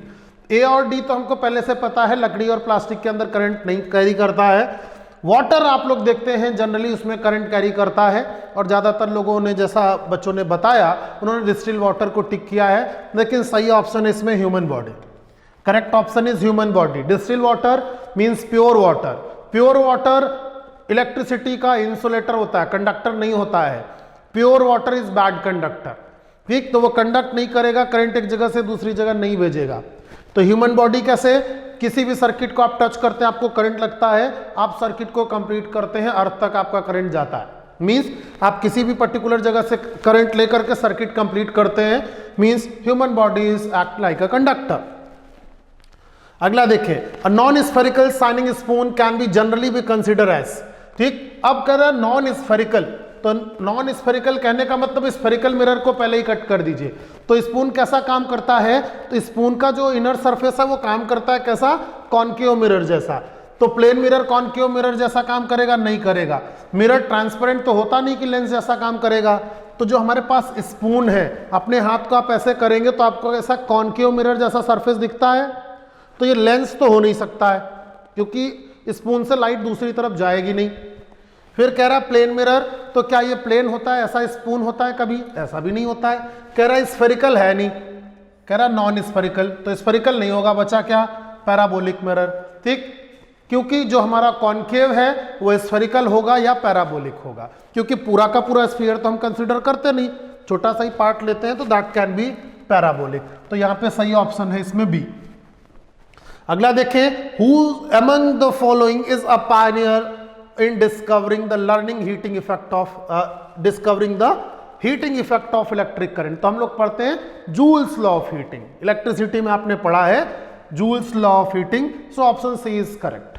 Joules law of heating is correct. Which one of the following laws of magnetism does not gives the direction of magnetic field. नीचे दिए गए जो नियम हैं, कह रहा है इसमें से कौन सा नियम है जो हमको मैग्नेटिक फील्ड की डायरेक्शन के बारे में नहीं बताता है। Option A right hand thumb rule. Right hand thumb rule तो डायरेक्शन के लिए ही बना है। कह रहा है stretch your right hand like this, as thumb will indicate the direction of current, अंगूठा करंट की डायरेक्शन बताए, तो बची हुई जो उंगलियां हैं, rest fingers will give you the direction of magnetic field. तो ये तो बता रहा है, हमको कौन सा बता रहा है, बताना है does not gives the direction of magnetic field, जो मैग्नेटिक फील्ड की डायरेक्शन नहीं देगा। Fleming's left hand rule, Fleming का लेफ्ट हैंड रूल भी FBI, मैग्नेटिक फील्ड की डायरेक्शन इसमें भी आती है, force, magnetic field and current. Fleming's right hand rule, Fleming's right hand rule क्या कहता है, according to Fleming's right hand rule हम क्या कह सकते हैं यहाँ पर, according to Fleming's right hand rule यहाँ पर भी मैग्नेटिक फील्ड इस उंगली से हम इंडिकेट करते हैं। सो अब देखें Faraday's law of electromagnetic induction, ठीक, एक तो आपके पास बचा ही ऑप्शन यही है, लेकिन बचा हुआ से नहीं, हम देखें Faraday's law of electromagnetic induction, वो क्या बताता है कि करंट अगर मूव करेगा तो मैग्नेटिक फील्ड अगर चेंज होगी due to change in magnetic flux, current generate होगा।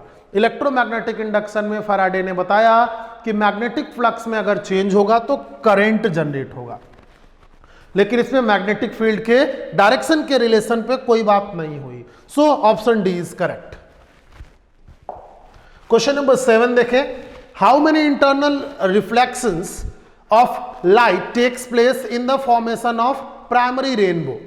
अब देखें इसमें थोड़ा सा देखने की बात है कि प्राइमरी और सेकेंडरी रेनबो, तो जब भी हम देखते हैं रेनबो बनता है तो रेनबो के लिए जरूरी है वाटर ड्रॉपलेट्स, ठीक, पानी की बूंदें जिनकी वजह से बनता है। तो उसमें दो तरीके से होता है, एक तो पानी की ड्रॉप के अंदर ही बन जाता है, उसे हम लोग बोलते हैं प्राइमरी रेनबो। दूसरा जो बादल पे जाके स्क्रीन पे जाके बनता है वो सेकेंडरी रेनबो होता है।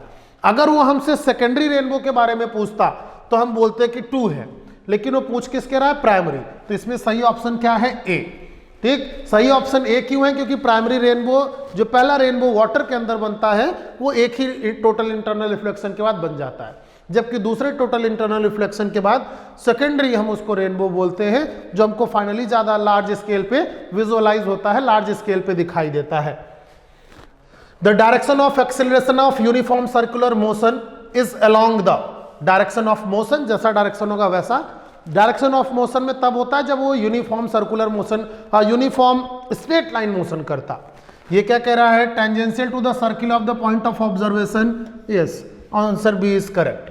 कैसे, तो यहां पे हम देखें कि हम मान लें कोई ऑब्जेक्ट है जो इस सर्किल पे चल रहा है, कभी भी अगर हम देखें कहीं भी ये मान लेते हैं कि एक बॉल है जो यहां से इसका सेंटर है और ऐसे रोटेट कर रहा है, हमेशा इस पे फोर्स इस डायरेक्शन में लगता है जिसकी वजह से ये चलता है, तो हमेशा वो फोर्स कैसा होगा, यहां पे होगा तो ऐसे जा रहा होगा, तो ये फोर्स हमेशा कैसा होगा, टेंजेंशियल, तो tangential to the circle point of observation, ठीक। अब देखें अगला, the weight of object is due to, किसी भी निकाय का, किसी भी ऑब्जेक्ट का जो वेट होता है वो क्यों होता है, तो इसमें हम लोग देखें कि the net force acting on it, उस पर लगने वाले पूरे बल से। क्यों, क्योंकि हमने देखा है जब लिफ्ट एलिवेटर के केस में, ठीक, इसमें the total force acting along irrespective the direction, नहीं, अलग अलग डायरेक्शन में फोर्स लगने से वेट बदल जाता था। हम लोगों ने देखा था weight is equals to mg minus ma,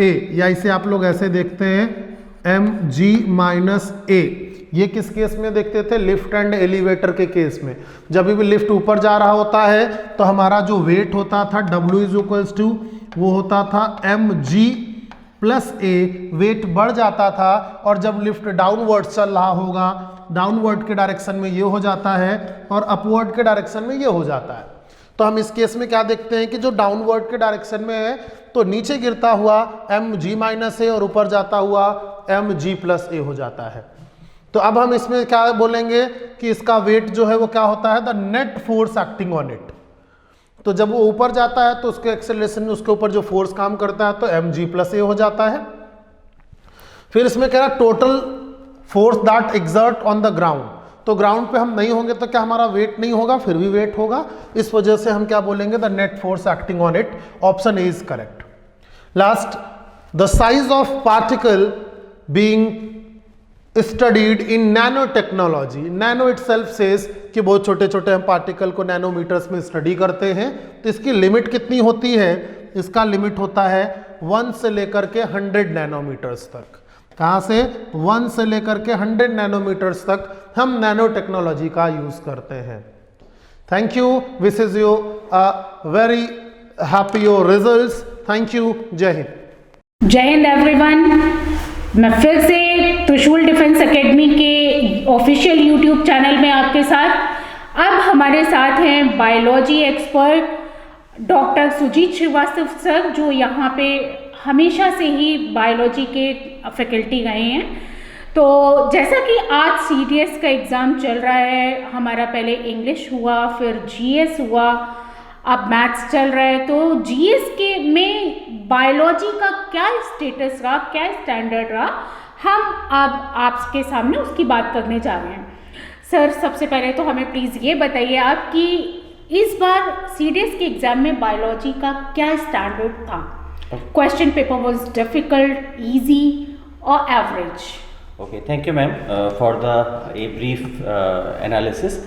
इस बार का जो पेपर था, इस बार का जो पेपर आया है सीडीएस का, दैट इज़ मैम एक स्टैंडर्ड रहा है जो यूपीएससी का ट्रेडिशनल स्टैंडर्ड है, उन्होंने मेंटेन किया है।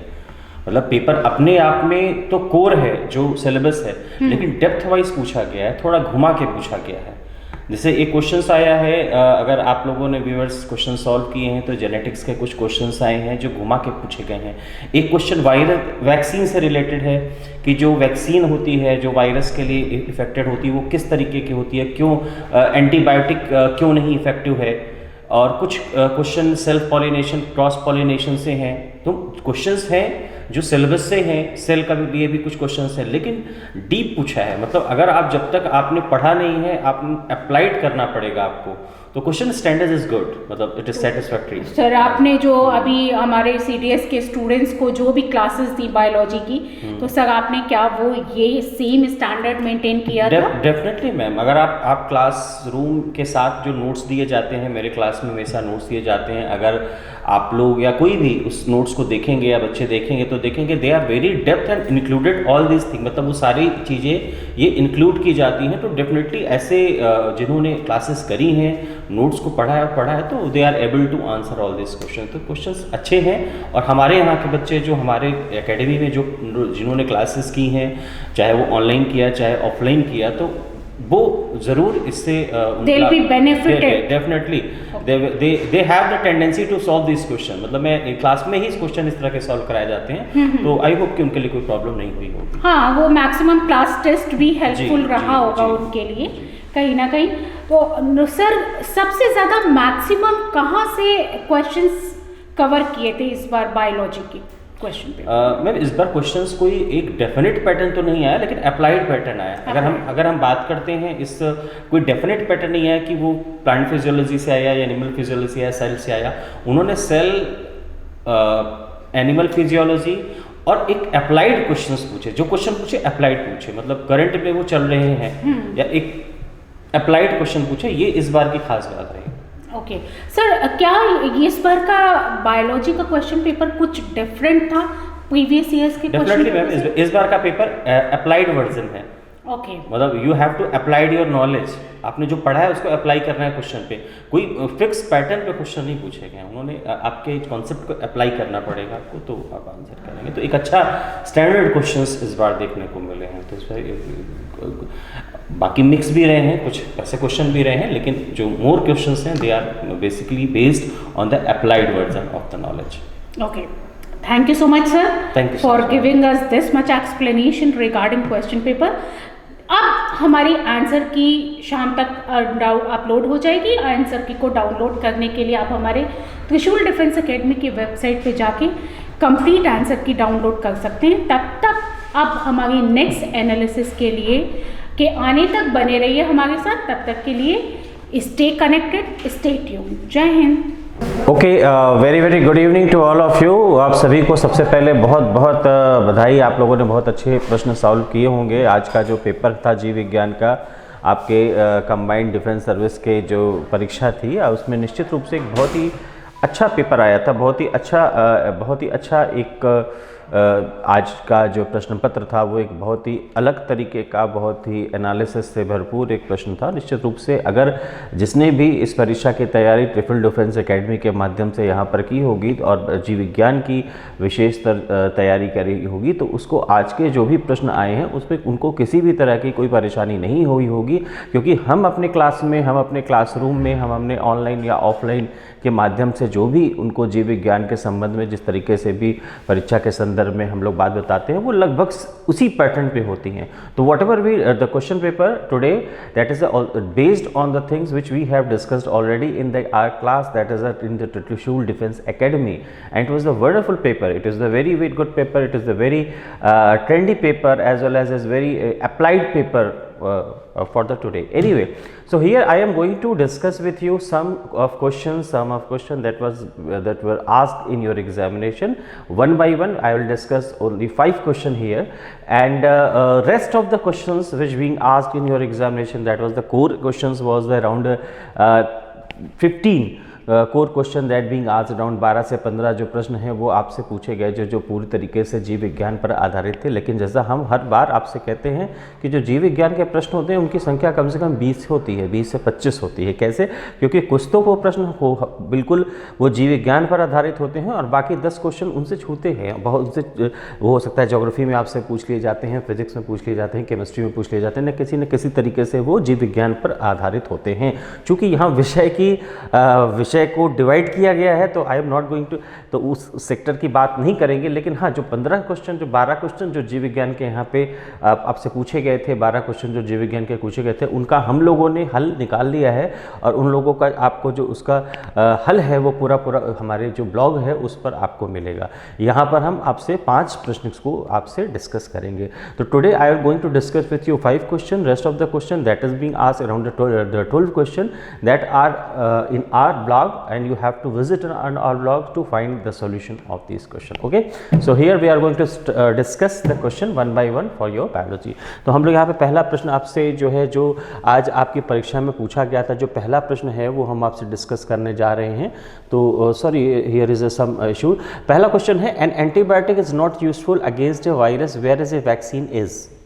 एक बहुत अच्छा क्वेश्चन है। An antibiotic is not useful against a virus where is a vaccine is. Which one of the following is the most appropriate reason for this? ये प्रश्न आपसे ये पूछ रहा है कि किस तरीके से जो प्रतिजैविक है यानी एंटीबायोटिक है वो वायरस के खिलाफ उतना यूज़फुल नहीं है, यानी उसका इस्तेमाल हम वायरस के खिलाफ नहीं कर सकते। प्रतिजैविक जो है, जो एंटीबायोटिक है, उसका इस्तेमाल हम वायरस के खिलाफ नहीं कर सकते हैं, और जबकि वैक्सीन को हम वायरस के खिलाफ इस्तेमाल कर सकते हैं, यानी वायरस से सुरक्षा के लिए इस्तेमाल कर सकते हैं। तो इसका जो कारण है, what is the reason behind it, what is the most, which one is the following the most appropriate reason for this, उस महत्वपूर्ण कारण के बारे में हमको बताना है। तो इस प्रश्न का जो सही जवाब है, जो पहले तो हम राइट आंसर के बारे में बात करेंगे हियर कि what is the right answer for it. तो right answer is the answer D. Answer D is the right answer for the question 1, that is an antibiotic is not useful against a virus whereas vaccine is. Which one of the following is the most appropriate reason for this? The answer 5 D is the right answer. Why? Because a virus does not use biochemical pathway which can be blocked by an antibiotic, but a vaccine can boost an immune system to fight the virus। ये बहुत ही अच्छा प्रश्न आपसे पूछा गया कि virus का जो है कोई बायोकेमिकल पथवे नहीं होता। जैसा कि हम जानते हैं कि हम लोगों ने क्लास में डिस्कस किया है कि जो वायरस है, it is the connecting link between the living thing and non living thing, यानी जो आपका विषाणु है वो जीवित, सजीव और निर्जीव के बीच की एक कड़ी है, और इसमें किसी भी तरीके का कोई एक जो सेट पैटर्न है बायोकेमिकल पथवे, वो उसका अपना नहीं होता है।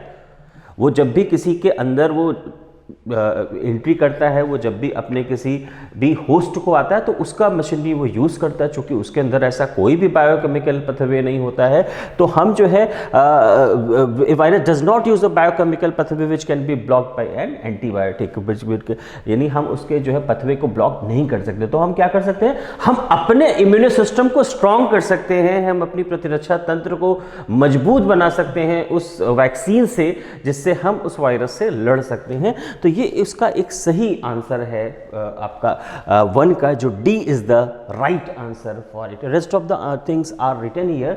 आई am not going to discuss that thing because we have the very short time to discuss all this thing. मेरे पास चूँकि बहुत कम समय में है आपसे इन सब चीज़ों को डिस्कस करने का, तो हम इसको इस तरीके से जान लें कि जो पहले का जो आंसर है वो आंसर डी है. बाकी चीज़ें आपको डिटेल में क्लासरूम में हम लोग डिस्कस कर सकते हैं, एक वीडियो में डिस्कस कर सकते हैं, या हमारे ब्लॉग पर आप उन सब चीज़ों को देख सकेंगे. क्वेश्चन नंबर 2 है sleeping sickness is caused by, it is trypanosoma is the, ये एक इसका आंसर है ए. 2 is the right answer is a. Sleeping sickness is caused by, ये जो स्लीपिंग सिकनेस बीमारी है वो किसके कारण होती है, तो ये है ट्रिप्नोसोमा, एक पैरासाइट है, उसके कारण ये बीमारी हमको होती है. फिर थर्ड क्वेश्चन है which one of the following is a free living animal, यानी निम्नलिखित में से कौन सा एक निम्नलिखित में से कौन एक मुक्त सजीव जंतु है, यानी कौन सा एक फ्री लिविंग है, मतलब वो पैरासाइट नहीं है, वो खुद से अपना जीवन यापन कर सकता है. तो इसका जो सही आंसर है वो आंसर डी प्लैनेरिया है. Planaria is the right answer for it. Planaria is the right answer for it. While rest of the liver fluke, Wuchereria और प्लाज्मोडियम, ये सारे क्या होते हैं ना, ये सारे पैरासाइट होते हैं, ये क्या परजीवी होते हैं. लेकिन जो प्लैनेरिया है ना, ये प्लैनेरिया क्या होता है, ये फ्री लिविंग होता है. फिर क्वेश्चन 4 है which one of the following is the structure of the cardiac muscle, यानी कि जो हृदय पेशियां होती हैं उनका जो रचना कैसी होती है, उनकी रचना किस तरीके से होती है.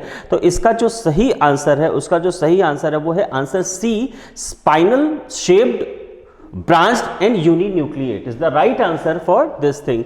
यानी स्पाइनल शेप्ड होती है, ब्रांच्ड होती है और यूनिन्यूक्लिएट होती है, यानी उनमें एक ही केंद्रक पाया जाता है और शाखा सहित होती हैं और उन स्पाइनल होती हैं. फिर लास्ट वन आंसर है which one of the following is naturally occurring acids in found in abundance in tomato. Which one of the following naturally occurring acid is found in abundance in tomato.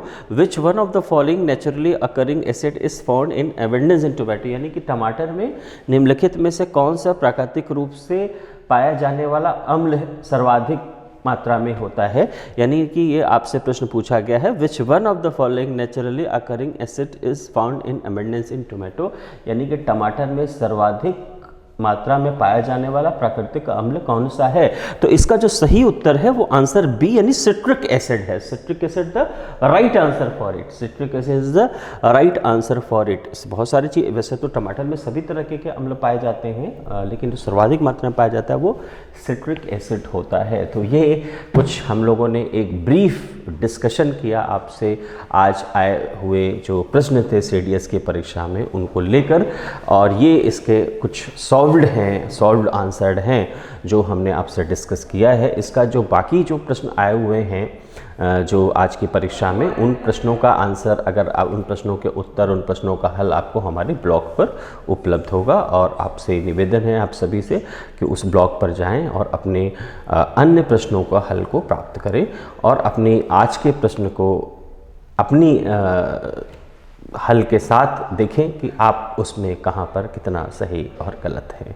तो hope so this video will help you to find your answer. Here I discussed only 5 question with you with solution.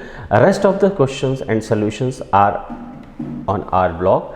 Kindly visit on the blog to find your solution and to find your preparation, to find your performance in the today's CDS examination.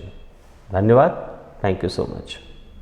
Detailed GK की analysis एवं answer की हमारे blog www.blog.trishuldefenseacademy.com पे available है.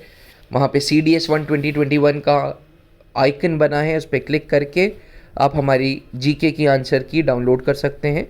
साथ ही हमारा जो website है www.trishuldefenseacademy.com, वहाँ पे भी CDS 1 2021 आंसर की डाउनलोड करने का ऑप्शन है. इसको डाउनलोड करके आप अपनी पूरी आंसर की चेक कर सकते हैं.